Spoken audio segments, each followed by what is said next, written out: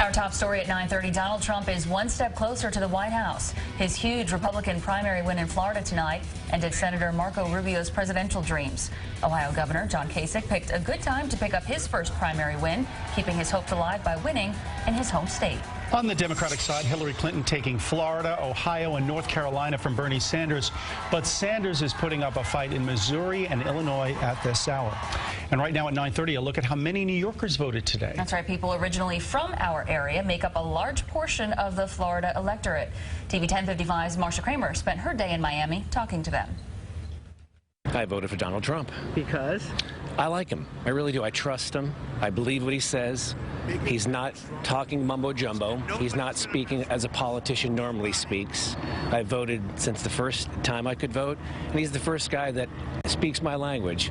Straightforward, I think honest. Donald Trump seems to have struck a chord with Florida voters who are also transplants from New York. I consider Kasich, but I don't like him anymore. He's too wimpy. Rubio? Very wimpy. Ted Cruz? Never! Oh! Trump? Yeah, I love Trump. I voted for Trump. It's that kind of election here in Florida, at least among former New Yorkers. You don't give up your strong opinions just because you change your zip code. I think Donald Trump is up front.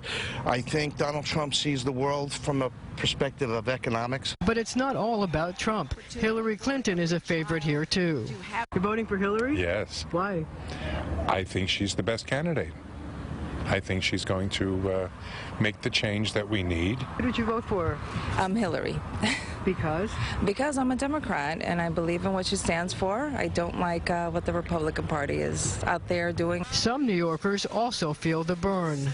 Because he's the only one that's really going to bring back the middle class. I didn't find any New Yorkers supporting hometown candidate Marco Rubio, but they do have strong feelings about whether he should quit if he doesn't win here in Florida. Should Rubio drop out if he doesn't win Florida today? No, because that'll give an advantage to Cruz. People here so excited to participate in this election that they voted right up until the time the polls closed. In Pompano Beach, Florida, I'm Marcia Kramer, TV 1055.